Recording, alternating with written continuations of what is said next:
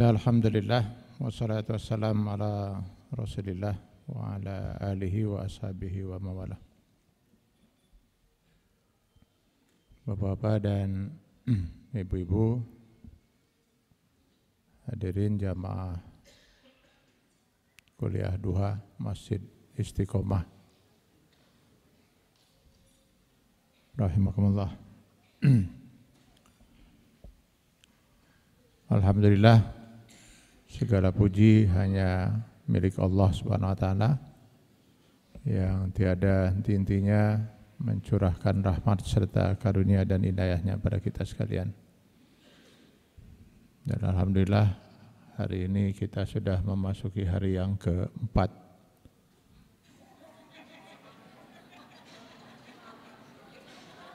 Ya. Hari yang keberapa, Bu?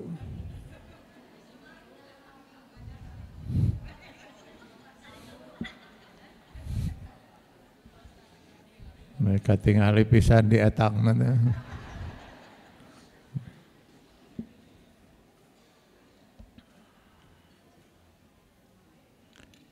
Insyaallah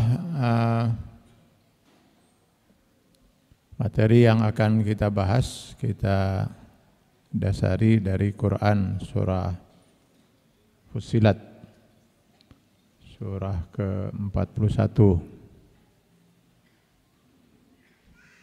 pada ayat 30 dan seterusnya.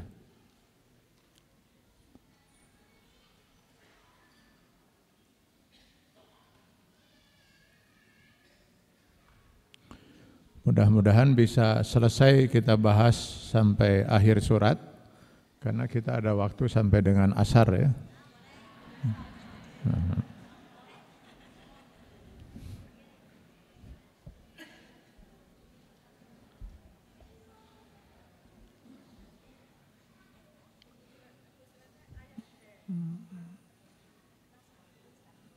Surah ke-41, 41 itu setelah 40, Bu.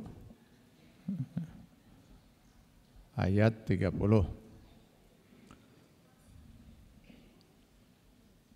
Yaitu pada firman Allah Subhanahu wa taala, A'udzubillahi minasyaitonir rajim.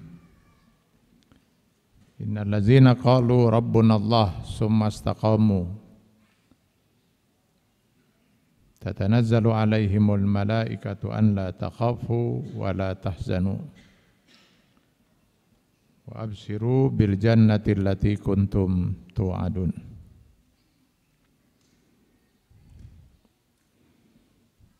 Innal ladzina qalu, sesungguhnya mereka orang-orang yang menyatakan Rabbunallah, Tuhan kami hanyalah Allah. Summa istaqamu, lalu mereka istiqomah dengan prinsip dan keyakinannya itu.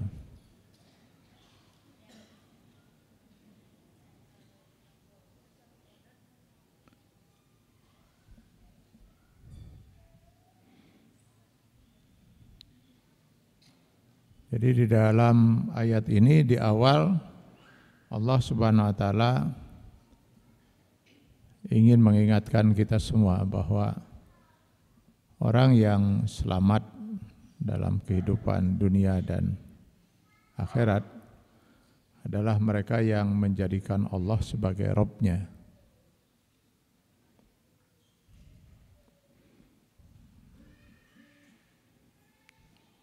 Allah sebagai Rabb artinya Dia siap untuk menjalani kehidupan ini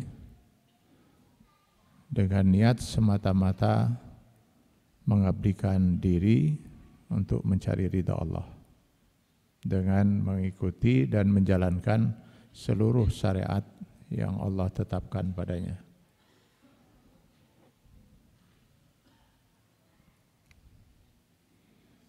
Sebab sangat tidak masuk akal kalau seorang menyatakan beriman pada Allah tapi lalu dia menjalani kehidupan malah bertentangan dengan syariat Allah.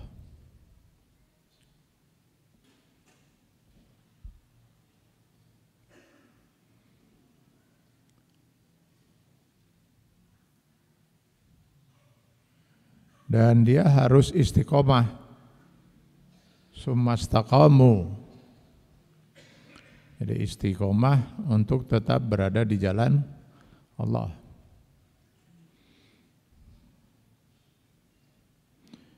Istiqomah sampai dengan akhir hayatnya.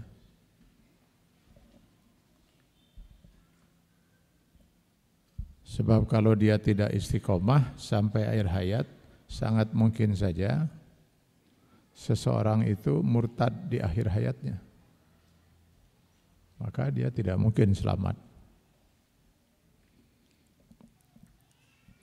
Dalam sebuah hadis yang sangat populer, bahkan dikenal dengan hadis Arba'in, kumpulan 40 hadis.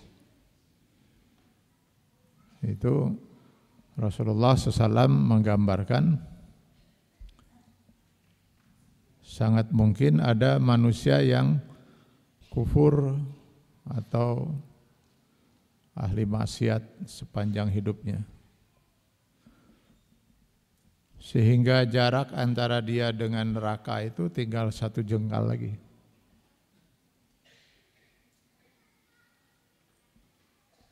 Tiba-tiba dia mendapat hidayah, tapi tiba-tiba hidayah itu bukan berarti Allah memberi hidayah, pasti ada usaha. Karena Allah tidak akan pernah memberikan hidayah kepada orang yang tidak berusaha memperolehnya. Lalu dia mendapat hidayah, lalu dia masuk Islam. Lalu dia meninggal, masuk surga.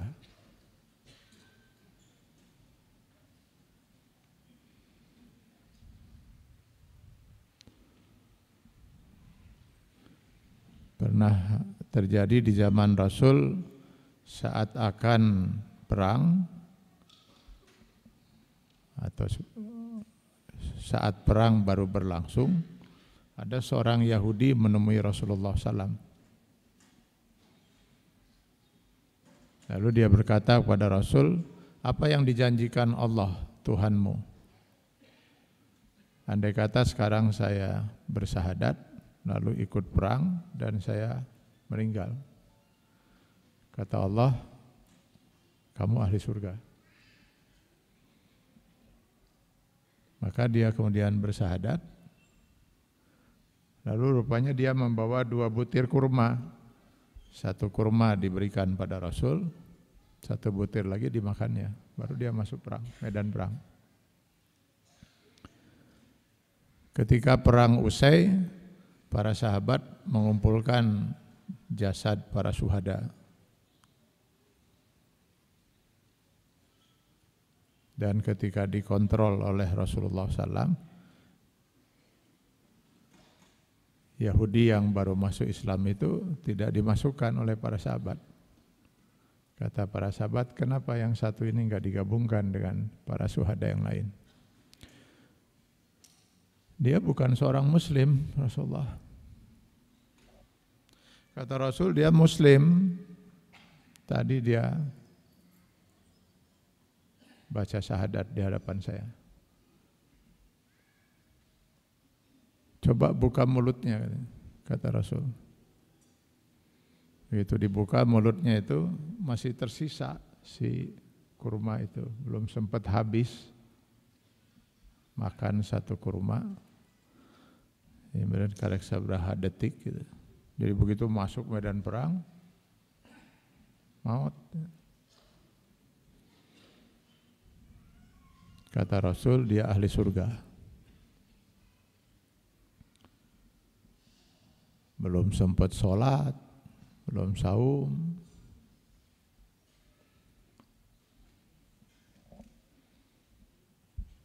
Kenapa? Karena pada saat dia bersahadat itu, seluruh dosa yang lalu diampuni. Tapi dia juga belum punya amal. Nah, amalnya itu perang itu.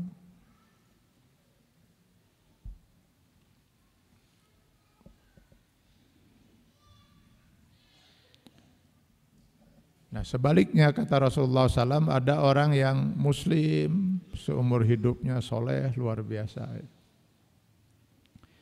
sehingga jarak antara dia dengan surga itu tinggal 1 jengkal lagi. tiba-tiba entah setan dari mana yang membisiki dia dan dia terpengaruh, akhirnya dia murtad, keluar dari Islam, tidak lama kemudian meninggal. Maka neraka jahanamlah dan dia kekal selama-lamanya.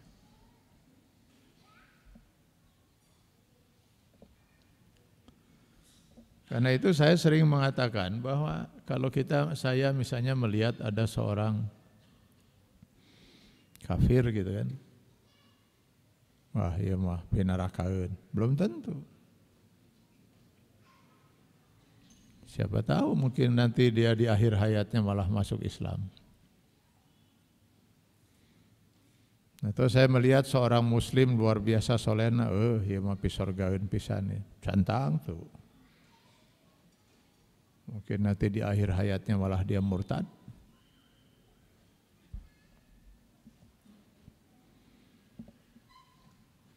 Dan itu bukan hanya bisa kena kepada orang-orang yang tidak berpendidikan, yang bisa diolok imannya dengan hanya supermi dan sebagainya.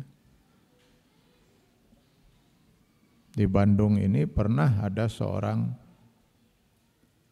ilmuwan,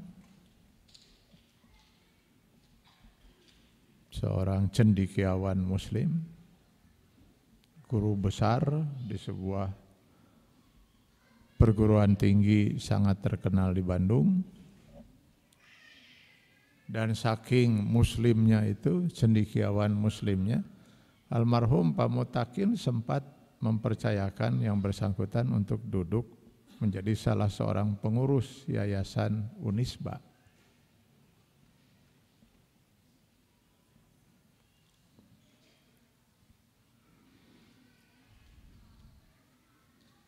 Orangnya kaya, salah satu rumahnya itu ya di seberang Unisba, sekarang nggak tahu jadi kantor apa itu, di Jalan Taman Sari.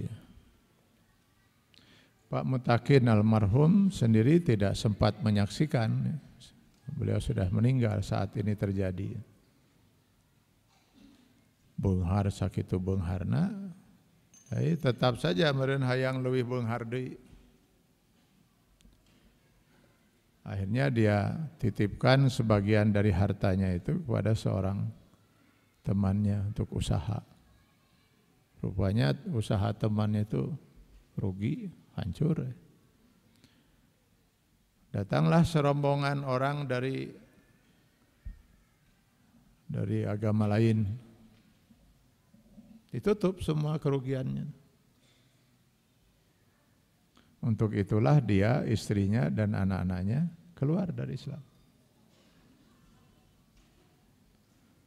Konon cuma satu anaknya yang perempuan yang waktu itu tinggal di Sumatera Barat yang tidak keluar dari Islam. Dan sudah meninggal dalam keadaan murtad.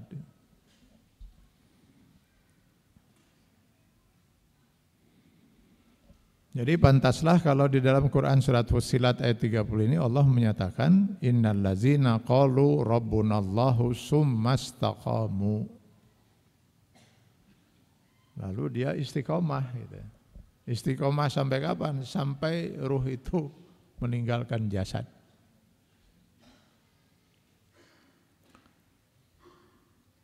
Lima menit atau 1 menit sebelum ruh keluar, murtad, habis.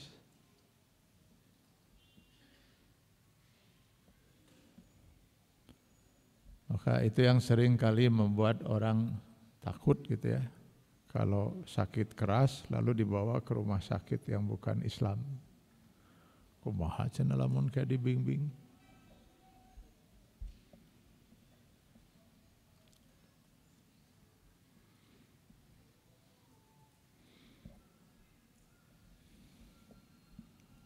Jadi sangat mungkin itu terjadi walaupun kecil kemungkinannya. Kecil kemungkinan orang-orang yang soleh seperti bapak-bapak dan ibu-ibu di sini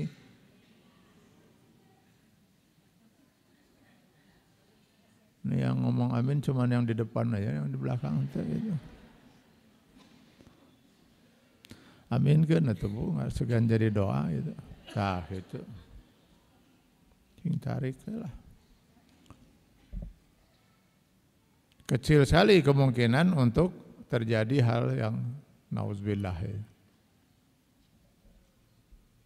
Allah menjanjikan ini di dalam Quran surat Ibrahim 27. Yusabbitullahu allazina amanu bil qawli sabiti fil hayatid dunya wa fil akhirah.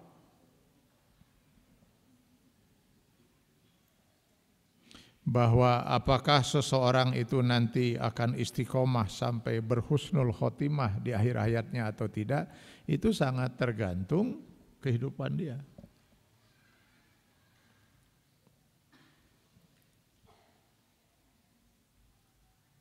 Kalau dalam kehidupannya dia itu istiqomah, insya Allah ujungnya juga husnul khotimah. Tapi sekecil apapun kemungkinan itu harus kita waspadai, Pak. Ya, karena ada hadis Rasulullah yang mengingatkan itu. Kemungkinan besarnya orang yang muslim nusaroleh itu, yang istiqomah itu ujungnya juga bakal. Tapi sekecil apapun ya bisa terjadi.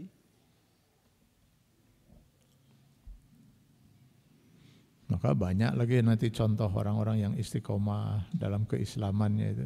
Ujungnya meni, ya Allah, pikabi tahun.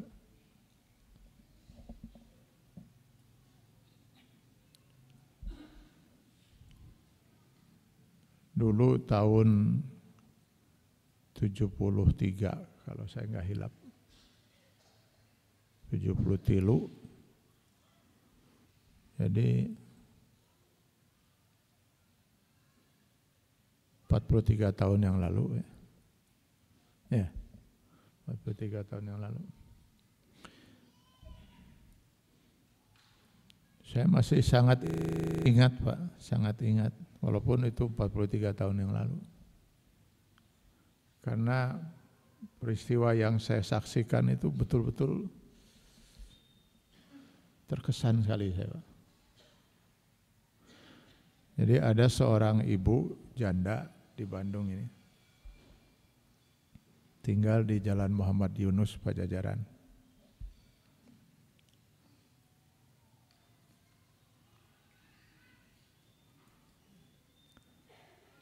Suatu ketika cucunya namanya Ibrahim, kalau nggak salah usianya 2 tahun di atas saya. Jadi habis sholat subuh, ibu ini bilang pada neneknya bilang pada cucunya ini, Ibrahim, coba dihubungi semua anak-anak yang di Cirebon, yang di Jakarta. Segera mereka kumpul di Bandung.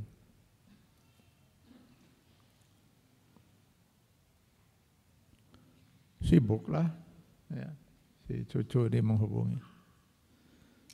Lalu ada lagi pesan si ibu ini, coba sahabat-sahabatnya, termasuklah ibu saya. Ibu saya ini memang sahabat dekatnya.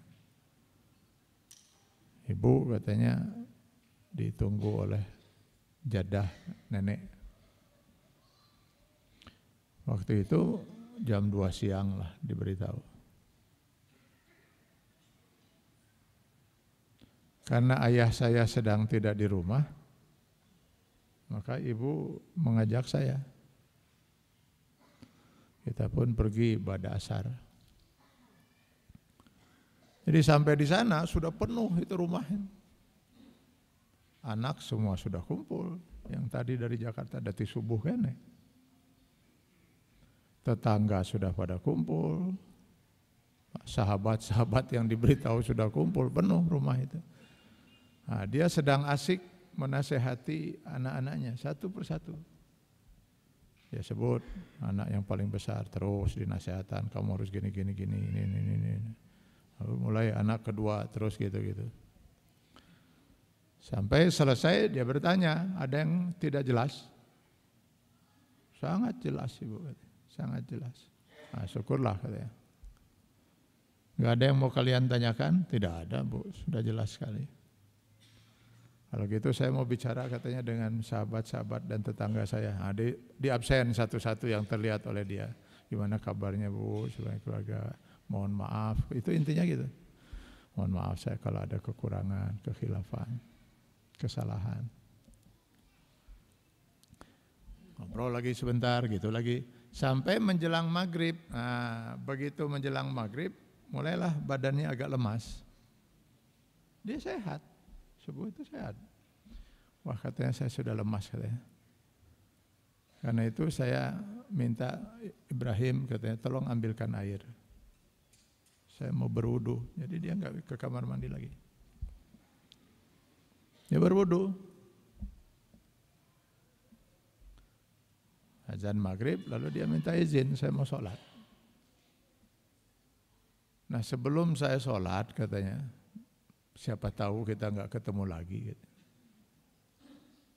Saya ingin bertanya lagi, ada yang kalian ingin tanyakan kepada anak-anaknya? Sudah jelas semuanya Bu. Syukurlah kalau gitu. Sholat dia sambil duduk. Udah lemas, memang badannya lemas, bukan sakit. Jadi kita yang hadir itu nggak ada satupun yang sholat.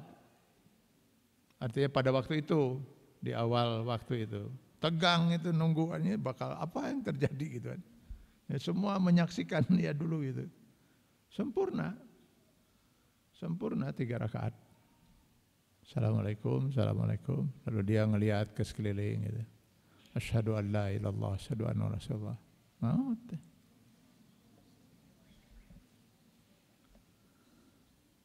Ti subuh keneh teh dari weuhna teh.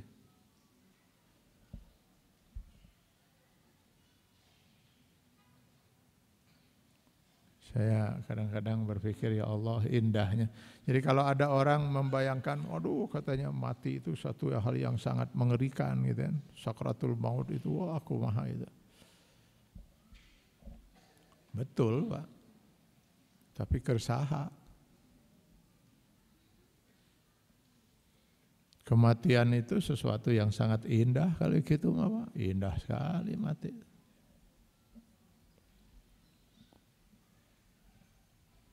Kalau lihat kematian gitu, aduh, mata kabitaeun.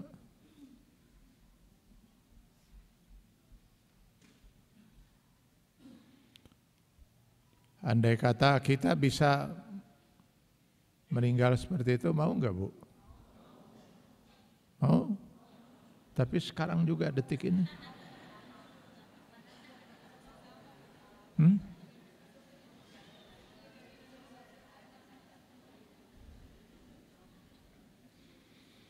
Hayang lebaran heula nya sok lah engke misalnya lebaran heula. Lebaran.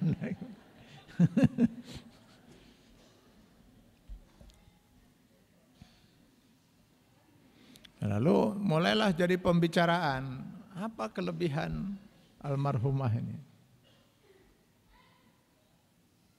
Dari keluarganya, anak-anaknya ditanya, beliau enggak pernah tertinggal tahajud. Kayaknya banyak orang yang biasa bertahajud gitu ya. Dicari lagi apa kelebihan beliau itu.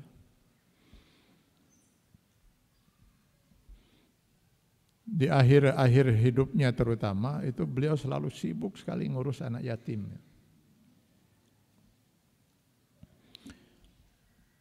Bahkan salah satu wasiat pada anaknya itu adalah agar harta peninggalannya itu sepertiganya dipergunakan untuk melanjutkan mengurus anak-anak yatim.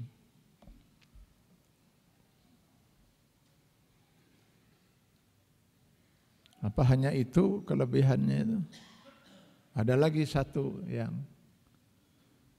ini menurut para sahabat tetangga-tetangganya. Hampir bisa dikatakan belum pernah yang bersangkutan itu mengeluarkan ucapan yang menyakitkan perasaan orang lain. Tutur bahasanya itu gak ada. Sehingga belum pernah ada orang mengeluh saya sakit hati oleh ibu itu gitu. Baik tetangganya maupun para sahabatnya.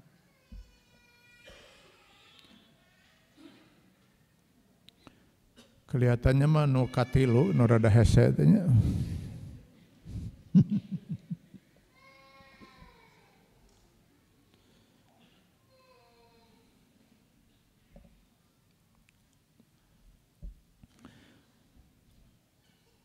Maka mereka yang mengakhiri hidupnya dengan husnul khotimah seperti itu, apa janji Allah Subhanahu wa taala? Tatanazzalu alaihimul malaikatu an la takhafu wa la tahzanu. Allah akan memerintahkan kepada para malaikat untuk turun dan mengingatkan yang bersangkutan an la takhafu wa la tahzanu. Jangan takut, jangan sedih. Kata malaikat kepada yang bersangkutannya. Wa abshiru bil jannati allati kuntum tu'adun. Lalu para malaikat pun menyampaikan kabar gembira tentang surga yang dijanjikan Allah kepada orang-orang yang soleh seperti itu, yang istiqomah di jalan Allah Subhanahu wa taala.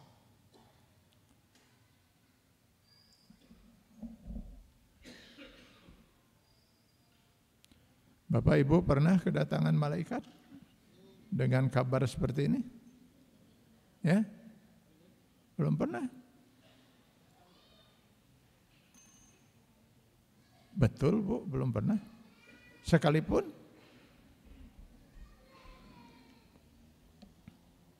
Bapak, udah Pak? Sami hari gitu mah.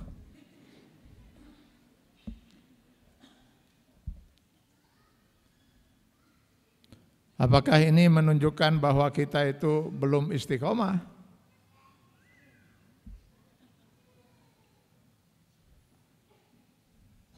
Oh tidak, karena malaikat ini baru akan turun menyampaikan semua ini nanti saat kita menghadapi sakratul maut. Saat yang soleh tadi menghadapi sakratul maut.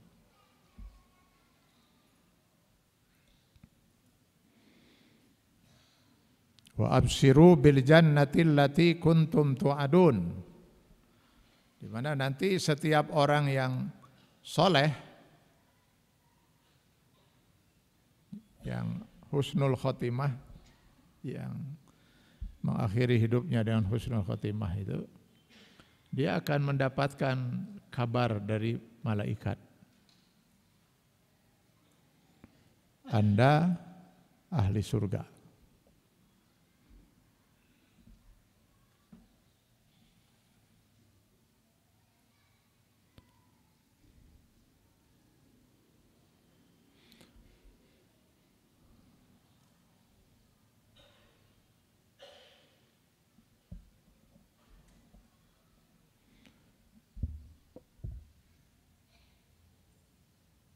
Ingatlah, andai kata engkau melihat bagaimana orang-orang yang husnul khotimah itu saat dia menghadapi sakratul maut. Ketika rombongan malaikat itu datang, lalu mereka menyatakan salamun alaikum udkhulul jannata bima kuntum ta'malun. Selamat atasmu, kamu ahli surga. Kami datang untuk menjemputmu dan mengantarkan kamu sampai ke dalam surga nanti oleh sebab amal perbuatan yang telah kamu lakukan.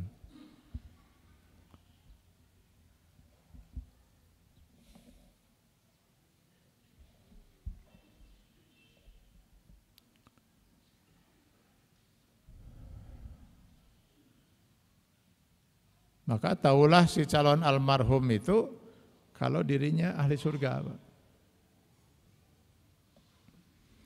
Ini bisa dilihat di Al-An'am 32 kalau nggak salah.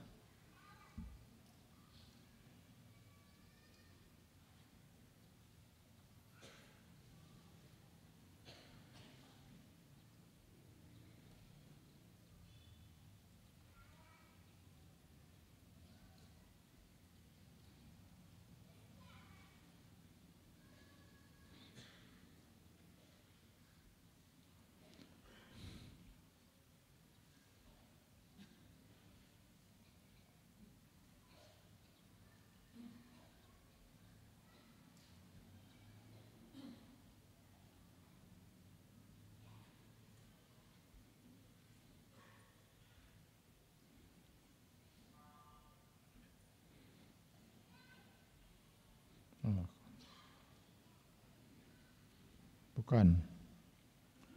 Ada yang ingat ayat itu di mana?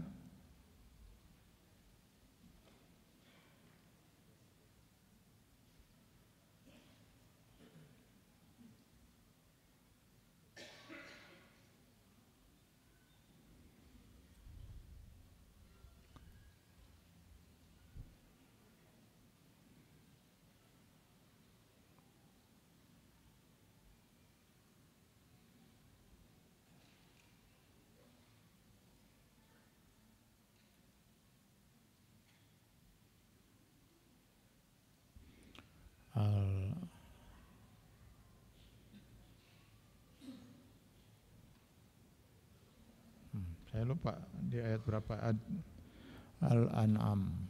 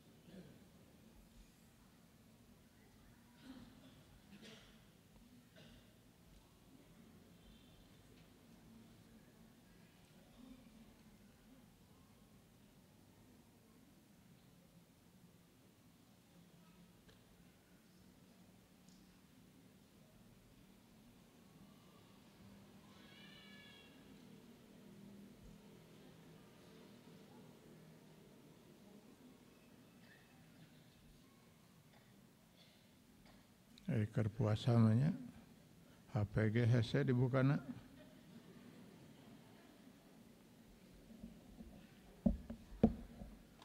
Nanti mudah-mudahan teringat.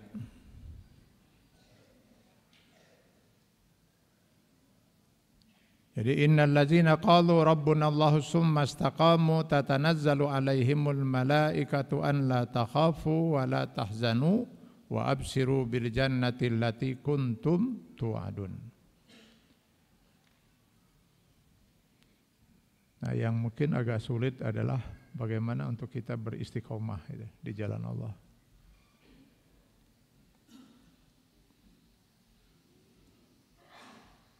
Kenapa sulit? Karena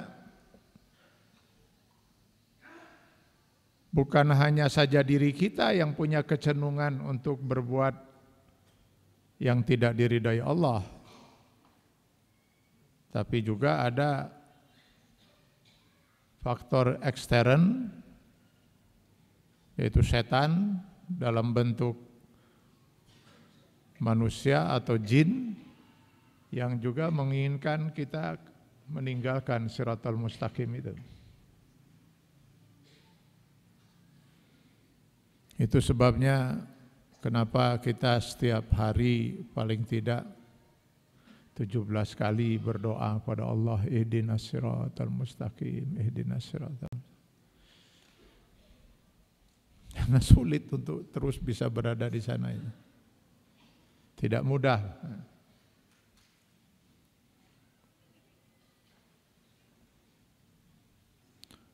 Nah, untuk mudahnya agar Ramadan ini kita bisa istiqomah dalam berjuang dalam ibadah saum, malah salah satu dari faktor ekstern yang bisa mengeluarkan kita dari Shiratal Mustaqim, itu dibelenggu oleh Allah. Apabila datang bulan Ramadan, futihat abwabus sama wa ghuliqat abwabul jahannam wasul silatis syayatin. Dibuka pintu-pintu langit, ditutup pintu neraka, lalu dibelenggulah setan-setan. Nah, yang dimaksud dengan setan-setan yang dibelenggu itu setan dalam bentuk jin.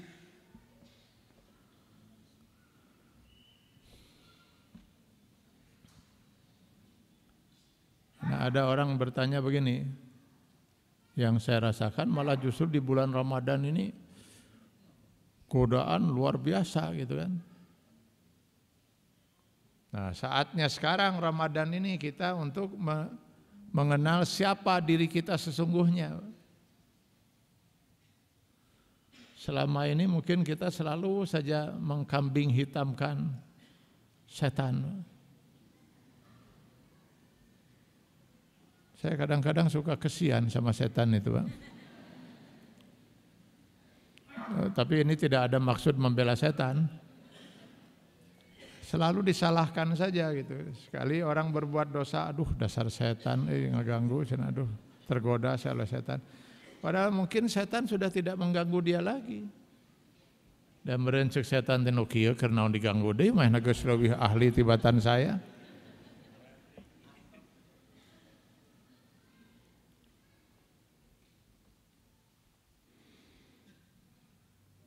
Dan setan itu memang mengganggu manusia itu ketika dia berada dalam siratal mustaqim. Summa la'aqudunna lahum siratakal mustaqim. Lihat Quran surat Shad 82, Al-A'raf 16-17.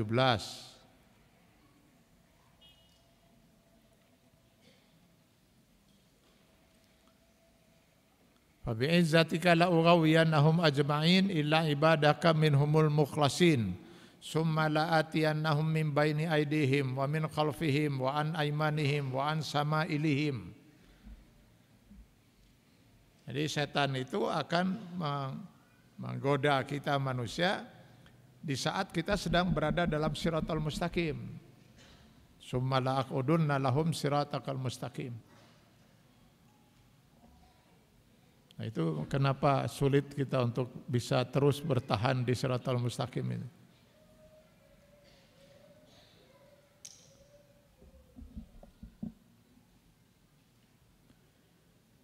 Yang dimaksud siratal mustaqim itu adalah jalan yang lurus.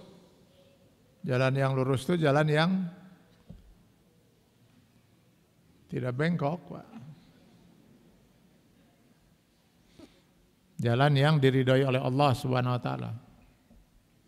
Karena itu kalau mau cari setan, carilah dari rumah ke masjid. Dari rumah ke majelis talim, dari rumah pokoknya ke kantor. Kalau semua itu di jalan Allah, pasti ada setan di situ.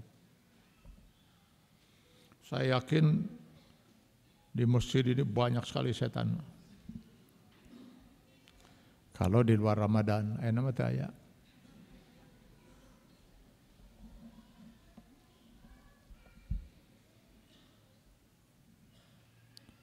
Kebanyakan orang beranggapan setan itu ada di tempat-tempat maksiat, salah. Dia justru adanya di siratal mustaqim, Pak, untuk menggoda orang yang siratal mustaqim agar dia keluar dari jalan siratal mustaqim itu.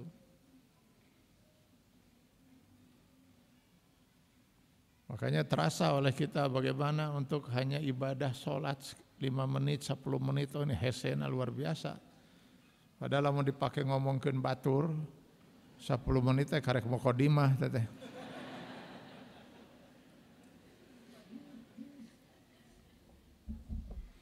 Ya, untuk sholat 10 menit susahnya luar biasa, setan itu. Kadang orang beranggapan katanya setan tuh banyaknya di tempat maksiat, di nightclub. Enggak ada. Setan juga pinter. Karena mainna aya di tempat maksiat. Da jelema-jelema nu aya di dinya teh geus jara di setan kabeh. Sudah tidak perlu lagi digoda. Oh, setan geus leuwih ti saya cenah geus kitu. Karena digoda deui. Nah, karena itu sulit. Nah, supaya manusia ini, kita ini jangan sampai sulit untuk bisa mencapai ibadah saum yang benar, maka oleh Allah dibelenggu setan itu. Nah, tapi kita masih terasa godaan, berarti kita murni kita itu. Maka Ramadan ini saat yang paling tepat kita untuk bercermin, inilah diri kita yang sesungguhnya gitu. Yang boleh jadi kita pun mungkin sudah pernah jadi setan gitu.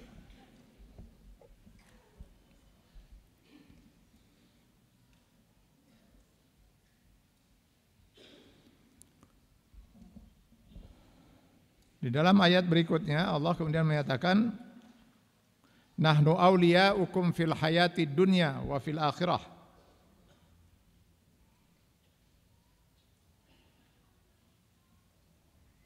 Kamilah pelindung kalian dalam kehidupan di dunia dan kehidupan di akhirat.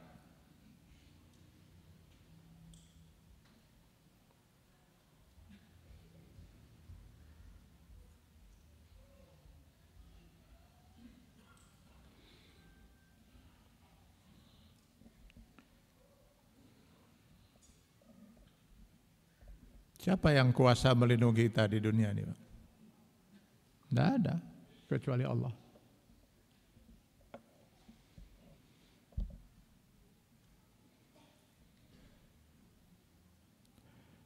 Hanya kadang-kadang saja kita suka ini ya.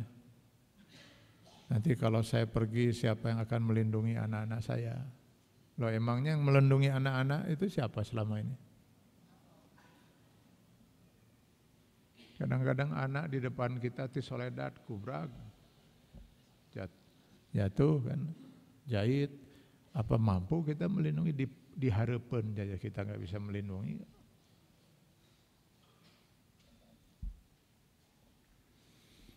Hanya Allah yang maha kuasa melindungi kita. Kita manusia ini hanya sebatas bisa berikhtiar, berusaha. Yang maha kuasa untuk melindungi kita hanya Allah. Ketika kita sakit, yang maha kuasa menyembuhkan kita hanya Allah. Ketika kita lemah, yang bisa memberikan kekuatan hanya Allah. Semua hanya Allah. Maka jangan pernah bergantung kepada selain Allah. Yang maha kuasa memberi rizki siapa? Allah. Bukan suami, bukan orang tua.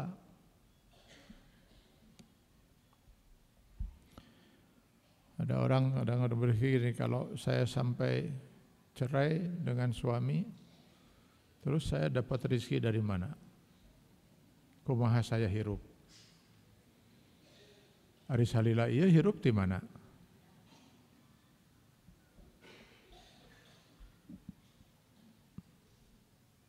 Ini ya, kekurang yakinan kadang-kadang mengganggu kita ya. Ini tanda bahwa keimanan kita belum utuh. Kok kita bisa bergantung pada orang lain? Ya? Padahal orang itu juga sama bergantung kepada Allah kan itu.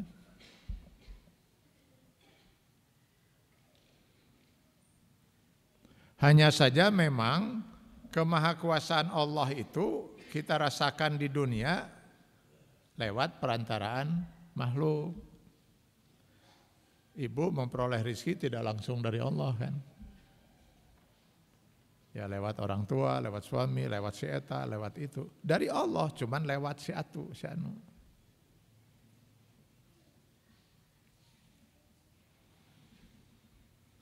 Ibu tidak langsung merasakan sehat dari Allah gitu kan, tapi juga lewat minum obat, lewat ke dokter dan sebagainya. Tapi itu semua hanya perantara, wasilah, syariat. Hakikatnya tetap yang menyembuhkan adalah Allah, yang memberi rezeki hanyalah Allah.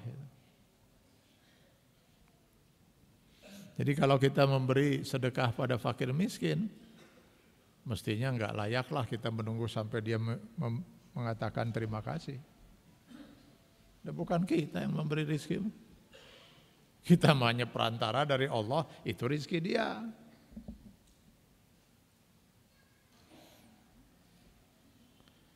Dan yang namanya rizki itu kalau sudah Allah tetapkan pasti akan diterima.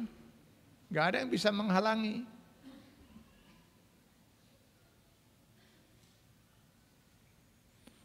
Ada kadang-kadang bahasa gini, gara-gara si eta rizki saya jadi seret. Loh emangnya si eta bisa menahan rizki yang Allah sudah tetapkan pada diri kita? Gak mungkin.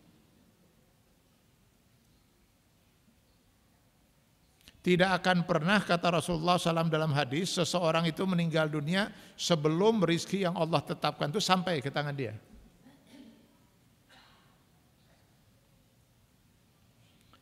Bagaimanapun cara orang ingin tidak sampai, mesti akan sampai, Pak. Rizki itu.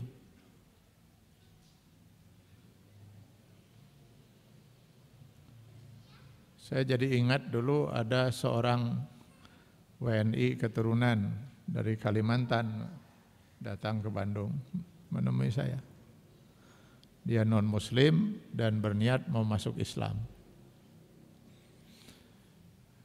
Terhambat karena istrinya tidak mau. Nah, dia beri waktu istrinya itu 3 bulan. Kalau tetap juga tidak mau, dia bertekad tetap mau masuk Islam. Tadi inginnya dia bersama istrinya lah masuk Islam. Jadi seharian di rumah dia ngobrol sampai nginep di rumah. Ngobrol masalah itu. Besok paginya, ini cerita udah sangat lama lah, tahun 90-an. Besok paginya dia pulang lagi ke Jakarta, terus ke Kalimantan. Naik pesawat dari Husen. Jadi saya antar, saya bilang ke Husen. Baru sampai dari rumah saya di Situsari, Cijagra, Buah Batu, baru sampai ini apa? Buah Batu, perapatan, gitu. Jadi kan banyak yang suka di perapatan itu. Ada berapa orang lah gitu di situ. Yang satu nyamperin, dia ngeluarkan uang. Saya lupa lagi, besar uangnya itu. Atau 50.000 berapa itu. Tahun 90-an. Saya kasih uangnya. Wah, saya bilang ini milik si fakir miskin ya. Ternyata lampu sudah hijau, lampu ini jalan itu. Jadi yang di belakang, mobil di belakang saya terus, saya sengaja saya pelanin supaya fakir miskinnya sempat datang dan ini dapat dia. Nggak bisa, Pak. Ya yang di belakang gitu udah nggak sabar pisan, akhirnya udah jalan mobil terjadi eta 50.000. Duh, cek saya teh karunya teh eta fakir miskin. Lagi milik maneh, nah cigana teh gitu. Jadi begitu lewat perapatan itu, dia kemudian merogoh-rogoh kantongnya. Aduh katanya, lighter saya kayaknya ketinggalan di rumah. Lighter apa? Ya dia ngerokok. Ini kudu dipikiran teuing, oh jelema beunghar teh. Lighternya teh yang merek naon cenah nu lamun disada teh bukan dibuka teh pem gitu pem. Nah, itu mungkin belasan juta hargana. Lighter. Beda meureun seuneun lagi lamun kitu. Mahal. Lalu saya lihat jam itu. Saya lihat jam, keburulah saya bilang. Belokin oleh saya ke jalan Banteng. Ke jalan apa itu? Mau ke Laudaya, Banteng ya? Banteng. Belokin sana. Udah ngebut saya pulang ke rumah. Dari mobil saya udah telepon yang di rumah. Tolong carikan di kamar ya, tempat dia tidur itu, lighter itu.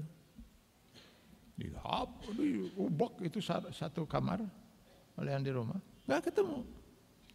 Ya Allah, malunya saya. Bayangkan seorang tamu punya barang hilang di rumah. Wah.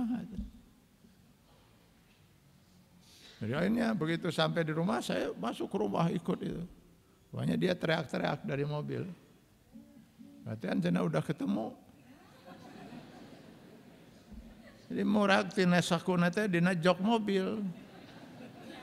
Ya dah diuk orang keluar itu. Alhamdulillah ya Allah, saya Udah tadinya malu gitu ya, kok bisa di rumah saya barang bisa hilang gitu. Malu aja gitu. Alhamdulillah, bagi saya rasa syukur yang luar biasa gitu. Berangkat lagi. Begitu pas berangkat, pas di prapantai berem deui.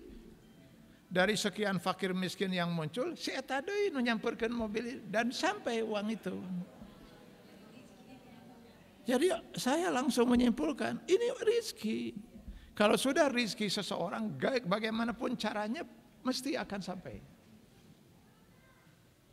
Naonlah poho lighter padahal aya di bujurna geura. Mereka balik deui sok merecek Allah balik deui.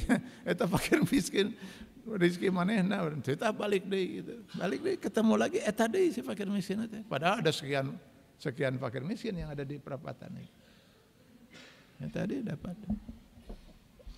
Jadi saya yakin betul itu ya. Jangan pernah kita bergantung pada selain Allah. Yang memberi rezeki itu Allah. Yang memberi kesehatan itu Allah. Hanya kenapa di dalam surat Al-Fatihah Allah menyatakan Maliki Yaumiddin. Dia adalah penguasa di hari pembalasan. Malik Yaumiddin. Padahal di dunia ini juga yang maliknya siapa? Penguasanya Allah. Lalu kenapa di akhirat Allah menyatakan Malik Yaumiddin? Dia adalah penguasa di hari pembalasan. Sebenarnya din itu apa artinya, Pak? Agama. Jadi di akhirat itu disebut Yaumuddin. Kenapa disebut Yaumuddin? Karena pada hari itu setiap manusia akan dihisab dengan dasar agama. Secara agama dia itu selamat atau tidak gitu. Nggak disebut Malik Yaumuddin.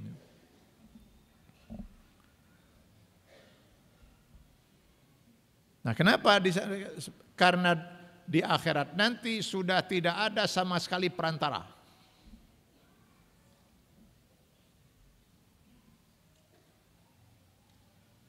Nggak ada lagi perantara. Kita langsung dengan Allah, Pak. Mendapat kenikmatan langsung dengan Allah. Yang mendapat siksaan langsung dengan Allah. Nggak ada lagi perantara, Pak. Masing-masing kita sudah dengan Allah saja, Pak. Maka itu sebabnya dikatakan bahwa di akhirat nanti Malik Yaumiddin.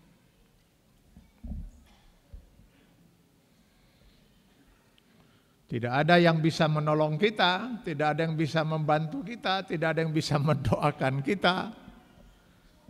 Boro-boro ngadoakeun batur, ngadoakeun diri sorangan pun sudah tidak bisa.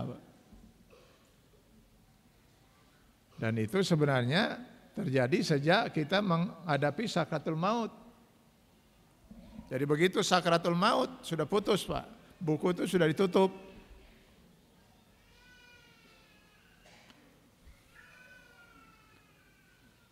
Jadi kalau ada orang bertobat saat sakratul maut, percuma, Pak. Saat sakratul maut itu detik-detik kematian, Pak. Saya nggak tahu itu detik atau menit, Pak. Karena saya sendiri belum merasakan. Pokoknya udah saat itu dibukalah tabir alam gaib. Barulah kita manusia biasa itu bisa melihat yang gaib. Tabir alam gaib dibuka. Maka barulah kita bisa melihat yang gaib. Malaikat, makhluk gaib, alam gaib, nah baru bisa terlihat itu.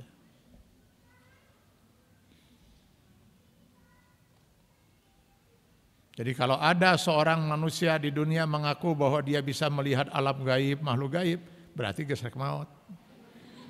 Orang itu sudah sakratul maut, Pak. Tunggu sebentar lagi maut dia. Saya bisa melihat yang gaib. Nah, daguan segedeng di maut dia dinya. Gitu. Kalau ternyata di daguan itu maut-maut, wadul berarti. Bohong. Sebab Allah menyatakan alam gaib, tabir alam gaib itu baru dibuka untuk kita manusia biasa hanya pada saat sakratul maut.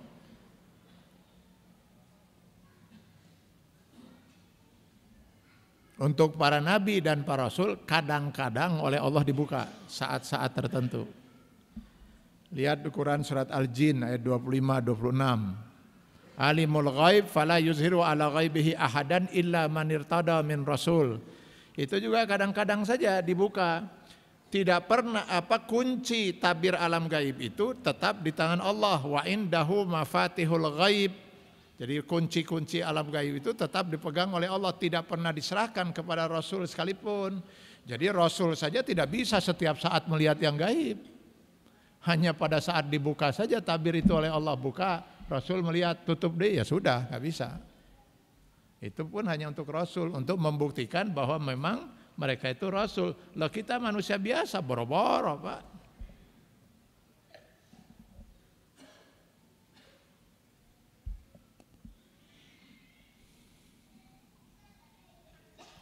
Jadi kalaupun ada manusia pernah melihat jin, saya pernah Pak, bukan sekali dua kali bahkan, itu pasti saat jin itu sedang menyerupakan diri Pak. Bukan itu wujud aslinya jin.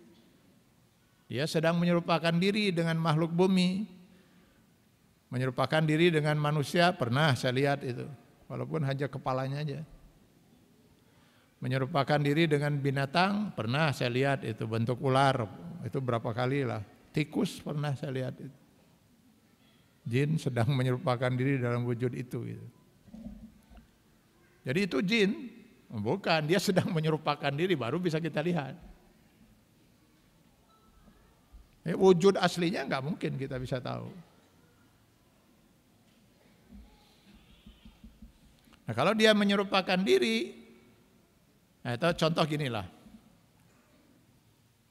ketika Rasulullah SAW menerima wahyu dari malaikat Jibril, para sahabat nggak menyaksikan apa-apa, cuma melihat Rasulullah meni serius, khusyuk gitu kan, keringat gitu kan, ya tenawan itu Rasulullah.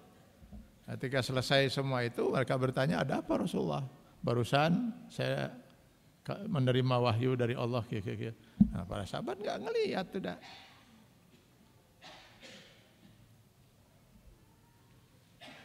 Tapi ketika Rasulullah SAW sedang duduk dengan para sahabat, termasuk Umar bin Khattab radhiyallahu anhum, tiba-tiba datanglah seorang pria digambarkan dalam hadis itu. Pakaiannya bersih, orangnya rapi, mukanya bercahaya, kasep pisan itu. Lalu duduk di samping Rasul, lalu dia letakkan tangannya di atas paha Rasul sambil bertanya, mahwal iman. Dijawab oleh Rasul, iman itu dengan menyebut rukun iman yang 6. Sodakta, benar. Mahwal Islam, jawab oleh Rasul, Islam itu dengan menyebut rukun Islam yang 5 itu. Sodakta, benar. Mahwal ihsan, kata si laki-laki ini.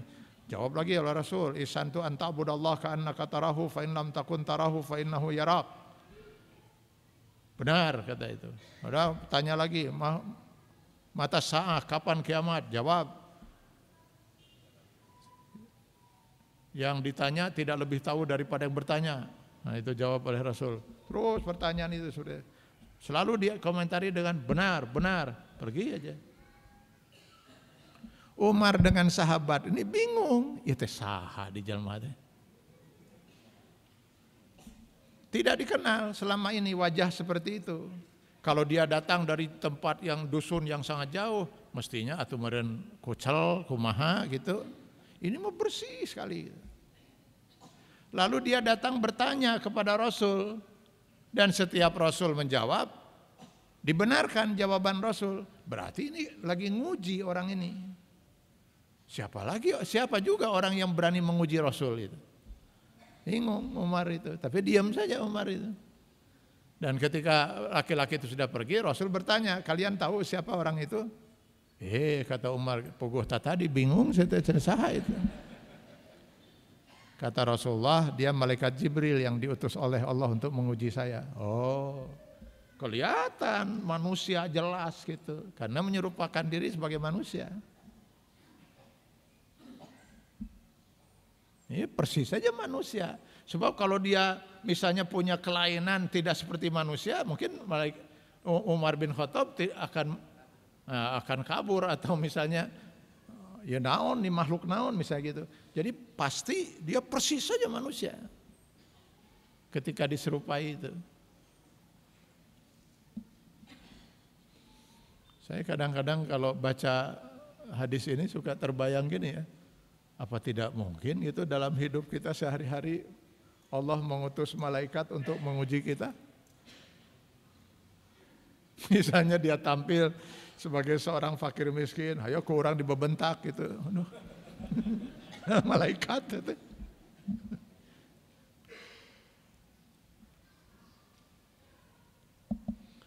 Saya ada pengalaman di bulan Ramadan.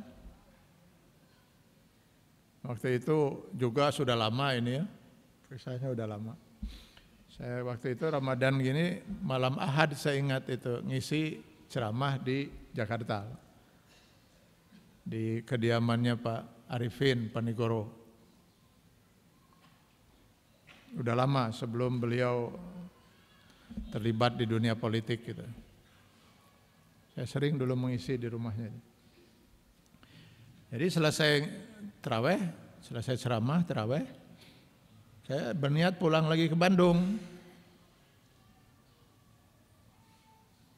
Lalu janjianlah saya dengan teman, jadi saya nggak minta diantar gitu. Saya bilang saya ada teman yang kebetulan dia seorang pengusaha, nyari duitnya di Jakarta, keluarganya di Bandung.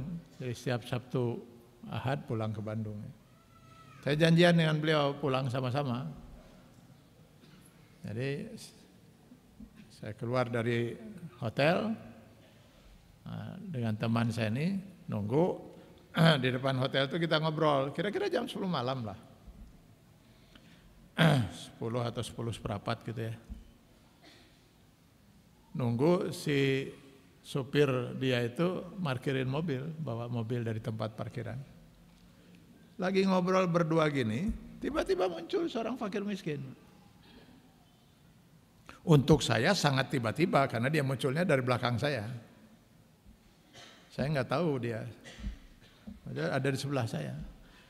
Si teman saya ini yang sudah saya anggap saudara, saya termasuk yang sangat kagum lah pada dia, seorang pengusaha yang soleh. Yang membuat saya sangat kagum itu kalau usahanya sedang lancar, itu orangnya itu luar biasa dermawannya.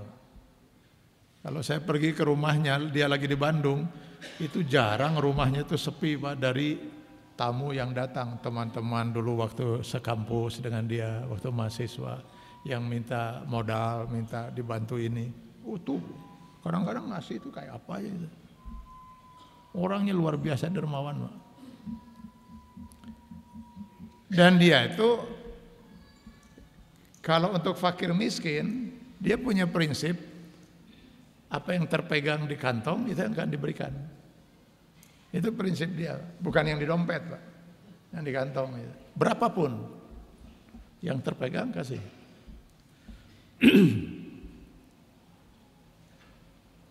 Jadi rupanya ketika kita sedang ngobrol itu kan dia yang pertama melihat kan, karena fakir miskin itu muncul dari belakang saya. Maka dia yang paling pertama bereaksi, ngambil dari sakunya, kasih. Seingat saya tuh selembar 20.000. 20.000 zaman harita besar Pak. Ayeuna we masih gede, apalagi waktu itu. Si fakir miskin dikasih 20.000. Panjang doanya Pak. Saya duga rencananya dia akan panjang sekali doanya itu. Baru dia berdoa mudah-mudahan Bapak diselamatkan di perjalanan, dimurahkan rezeki. Nah inilah manusia, ada saja khilafnya itu. Ini manusia. Entah dia tuh merasa terganggu karena kita sedang ngobrol terputus gitu kan, atau entah gimana, itulah setan. Tiba-tiba dia mengatakan, sudah cukup katanya doanya. Diberhentikan si fakir miskin itu. Kalau kamu mau berdoa, tadi katanya minta dimurahkan rezeki untuk diri kamu katanya. Mintalah kepada Allah supaya Allah memudahkan rezeki kamu. Hari saya mah sudah dimudahkan oleh Allah, makanya sekarang bisa ngasih ke kamu dan sebagainya. Fakir miskin dia dititah eureunnya eureun, pira korek terus ngadoa geus dititah eureun. Dia bilang terima kasih, sudah pergi. Begitu fakir miskin itu pergi, saya langsung mengatakan pada yang bersangkutan, kenapa Anda lakukan itu? Sangat mungkin doa si fakir miskin untuk dirinya minta kaya tidak pernah dikabul oleh Allah. Kenapa? Allah sayang pada fakir miskin itu. Karena Allah Maha tahu misalnya kamu mendingan miskin. Jadi Allah mengabulkannya itu dengan tidak memenuhi keinginannya. Kenapa? Dengan miskin itu lumayan rada soleh. Berapa banyak orang yang tadinya waktu miskin itu solehnya luar biasa, tapi begitu dia kaya menjadi orang yang kufur luar biasa. Al-Quran memberi contoh kisah Qarun di Al-A'raf, di Al-Qasas ya, bisa Al-Qasas bisa dibaca di 76, 78. Di zaman Rasul ada Sa'labah yang luar biasa solehna, begitu kaya malah luar biasa kafirnya kan ini. Karena Allah kalau mau mengabulkan doa orang yang soleh, dia akan melihat segi kemaslahatan doa itu. Lamun matak picilakaeun ya tidak dipenuhi. Tapi boleh jadi doa yang bersangkutan untuk Anda malah dikabul ke Allah. Naon hesena cek saya tadi diaminkeun. Itu pertama saya bilang. Yang kedua, saya dari sejak kemunculan fakir miskin itu, apalagi dia munculnya dari belakang saya terkejut Pak. Sehingga saya sempat melihat kakinya itu benar itu fakir miskin itu. Pertama dia muncul tiba-tiba di tempat yang seperti itu yang rasanya enggak lazim ada fakir miskin itu. Lalu yang kedua jam 10 malam, fakir miskin naon itu. Sehingga saya bilang pada teman saya, apa tidak mungkin di bulan Ramadan seperti ini Allah mengutus seorang malaikat, muncullah dia dalam bentuk seorang fakir miskin, lalu dia uji kita. Anda yang teruji. Saat malaikat itu mendoakan Anda berhentikan. Kumaha lamun eta malaikat. Itu mah teman saya nggak ada AIU lagi Pak, langsung ditinggalkan saya, percot lompat diudak fakir miskin itu. Mungkin maksudnya dia ingin minta maaf. Balik deui teh geus kesangan. Lalu cerita pada saya, bener Pak Atian cenah. Malaikat teh cenah yakin. Dari mana saya bilang Anda yakin? Ku teka pagi cenah ku saya di tayangan. Ya saya bilang kan itu memang jalan besar, tapi mungkin ada jalan-jalan gang-gang dia sudah masuk. Sudah saya intip semua gang, katanya enggak ada orang lewat di situ. Nyaan eta mah malaikat batian cenah. Akhirnya itu perjalanan dari Jakarta ke Bandung berapa jam itu. Itu saja yang didongengkeun kumaha teh. Kumahanya lamun eta malaikat cenah ya.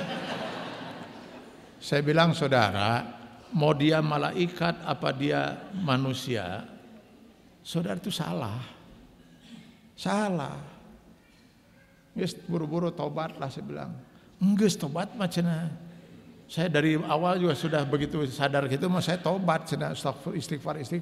Nya geus atuh geus tenang atuh geus tobat mah. Nyapan tobat saya mah cantang tuh diterima ku Allah, tapi doa malaikat teh cenah atuh aduh kumaha ieu. Ampun.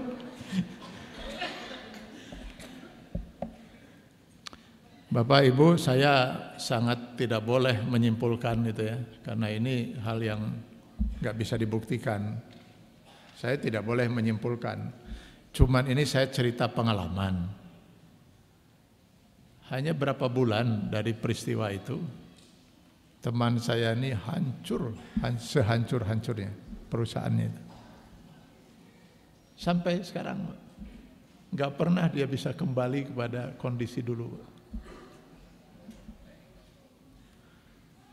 Sekali lagi saya tidak menyimpulkan, Pak ya. Saya tidak menyimpulkan, saya takut salah. Apakah ada hubungan atau tidak. Cuman saya mengalami itu. Mengalami kejadian itu. Apakah ada hubungannya dengan itu atau tidak, wallahu alam. Hanya saya diingatkan betul oleh sebuah hadis. Mintalah kamu doa dari siapa saja, kata Rasul. Fa innaka la tadri min ayyi fahin yuqbal. Sebab kamu tidak tahu dari mulut siapa nanti doa itu akan dikabul. Jangan pernah sepelekan orang lain. Pokoknya asal yang mendoakan kita muslim, buru-buru aminkan, Pak. Kita lewat misalnya perapatan ada fakir miskin, kasih uang 1.000, misalnya 2.000, lalu dia mendoakan mudah-mudahan diselamatkan di perjalanan, dimurahkan rezeki, dipanjangkan umur. Amin ya Allah, amin, amin. Buru-buru aminkan. Kadang-kadang orang mungkin berpendapat gini, alah, gimana doa dia mau dikabul? Sapopoe mahna teh di perapatan teh iraha salatna. Salat ge henteu, kumaha doana dikabul. Mungkin dari segi itu dia bukan orang yang soleh, Pak. Tapi sangat mungkin doanya dikabul karena posisi dia sebagai orang yang terzolimi. Dan kalau kita mau pikir-pikir dengan jujur, Pak, siapa yang pernah mendakwahi mereka, Pak, untuk menjadi orang-orang muslim yang soleh? Saha yang pernah mendakwahi? Jadi kapan mereka mau mengenal agama Islam ini dengan benar? Yang ada awhana kita ayah, Pak. Ya, tak? Mungkin mereka sudah keburu habis waktunya hanya mikirin bagaimana mengisi perut mereka. Kalau yang benar-benar fakir miskin ya. Karena ada juga lagi pula apa salahnya kita aminkan? Terugi kan ngaminkan. Karena Rasul tadi mengatakan kamu tidak tahu dari mulut siapa nanti doa itu akan dikabul. 1.000 orang sekarang misalnya berdoa, minta apa misalnya kan itu. Lalu Allah kabulkan. Apa karena memperhatikan yang 1.000 orang ini? Belum tentu. Mungkin Allah mengabulkan kan hanya 5 orang saja yang hadir di sini. Mungkin hanya karena 2 orang saja yang hadir di sini. Mungkin hanya karena 1 orang saja yang hadir di sini. Duka saha yang 1 orang itu. Itulah untungnya kita berdoa bersama. Kalau saya tidak dikabul, sugan yang satu siapa? Kita nggak tahu dari mulut siapa, kata Rasulullah, doa itu akan dikabul.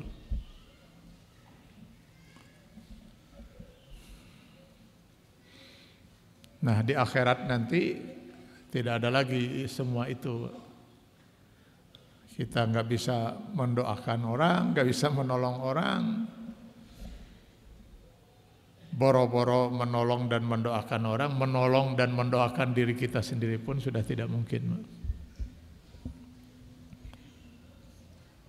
Nah, kemudian Allah di penghujung ayat itu mengatakan walakum fiha ma tastahi anfusukum walakum fiha ma tad'un.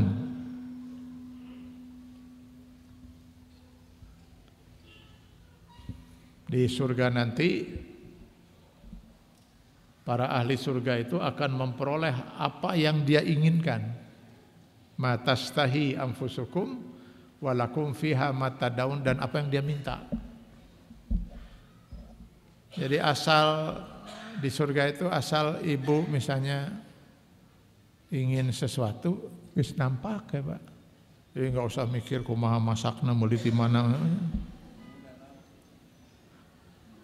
Allah sudah menyiapkan semua yang kita inginkan. Tapi kalau juga timbul pemikiran hayang naon misalnya gitu, andai kata Allah akan penuhi itu. Nah, di ujungnya itu Allah kemudian mengatakan nuzulam min ghafurir rahim. Surga itu bisa dinikmati oleh manusia karena anugerah dari Allah yang Maha Pengampun, Maha Penyayang. Nah, kalau kita perhatikan di dalam Al-Quran, hampir setiap kali Allah berbicara surga itu ujungnya Yang disebut hanya dua sifat ini. Maha pengampun, maha penyayang. Innallaha ghafurur rahim wa kana Allahu ghafuran rahima nuzulan min ghafurir rahim. Padahal Allah tuh punya sekian banyak sifat-sifat maha. Ada 99 paling tidak yang menjadi Asmaul Husna. Di luar itu masih ada, tapi tidak disebutkan pada kita. Kenapa kalau sudah bicara surga itu kok yang disebut yang muncul cuma dua sifat ini, pengampun, penyayang. Kata Mutawalli Sa'rawi dalam tafsirnya, karena memang tidak mungkin ada seorang manusia bisa masuk surga tanpa ampunan Allah. Tidak mungkin, Pak. Jujur sajalah sekarang kita ngitung-ngitung ibadah kita berapa, terus dosa kita berapa. Yang mau dihisap sekarang per detik dalam kehidupan kita. Mata kita selama sekian puluh tahun per detik sudah melihat apa saja. Yang jadi dosa sabaraha, yang jadi amal sabaraha. Telinga kita per detik selama sekian puluh tahun sudah mendengar apa saja. Berapa yang jadi amal, berapa yang jadi dosa. Pikiran kita, tangan kita, kaki kita sudah melangkah kemana saja. Tanpa ampunan Allah, mustahil kita bisa masuk surga. Nah sekarang orang sudah diampuni. Sehingga dia hanya membawa amal. Dosa sudah diampuni oleh Allah. Amalnya yang tersisa gitu. Apakah dengan amal itu dia bisa masuk surga? Tidak. Ada hadis Rasul yang mengatakan, la yadkhula ahadakumul jannah bi amalihi. Tidak akan pernah seorang bisa masuk surga oleh amal perbuatannya. Begitu Rasul menyatakan ini, terkejut para sahabat. Lalu mereka bertanya, wa kaifa anta ya Rasulullah? Bagaimana dengan anda ya Rasulullah? Hatta ana, kata Rasulullah, begitu juga aku. Amalku tidaklah layak untuk menebus surga Allah yang seperti itu. Amal Rasulullah tidak layak untuk menembus surga. Kau mau diamal orang atau Pak? Ibu. Kalau gitu bagaimana kita bisa masuk surga ya Rasulullah? Birahmatihi, kata Rasulullah, dengan kasih sayangnya.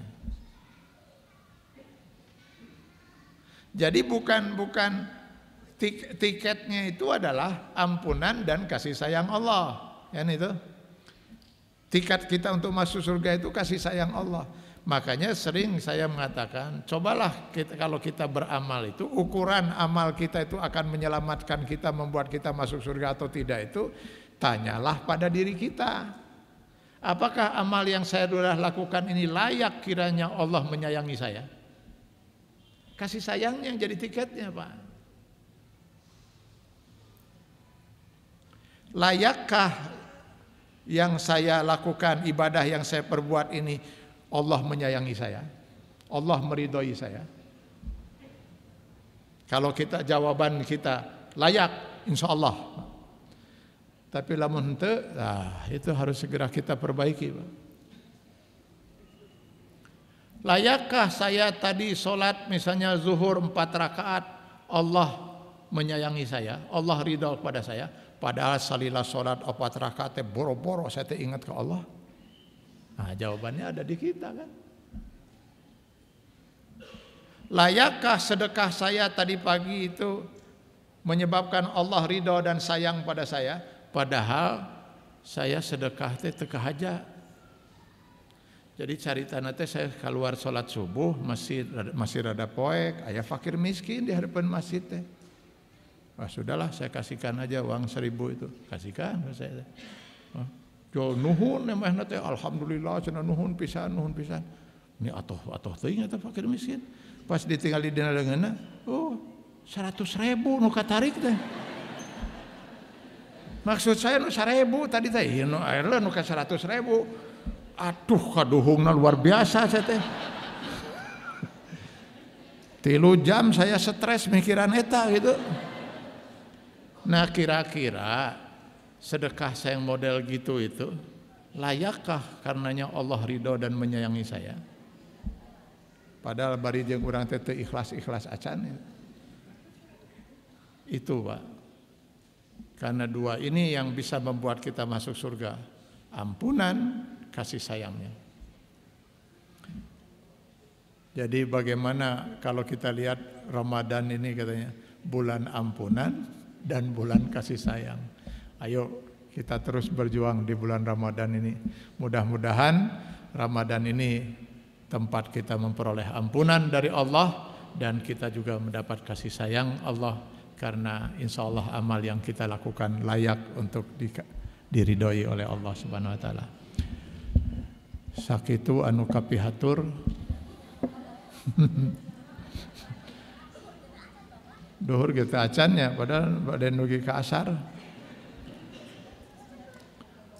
Saya nggak tahu kenapa Masjid Istiqomah sekarang ini sudah mulai begini. Masa sudah 1,5 jam sugan cai gitu aya gitu. Teu aya cai-cai acan itu kumaha itu. Udah naon salahna nya cai herang wae mah gitu teh. Da barina ge lamun aya moal diinum moal ku saya ge da. Selamat melaksanakan ibadah saum. Semoga Allah selalu membimbing kita dan mudah-mudahan lewat ibadah saum ini kita bisa memperoleh ampunan dan kasih sayang Allah Subhanahu wa taala. Amin ya Allah ya rabbal alamin. Billahi taufiq wal hidayah. Assalamualaikum warahmatullahi wabarakatuh.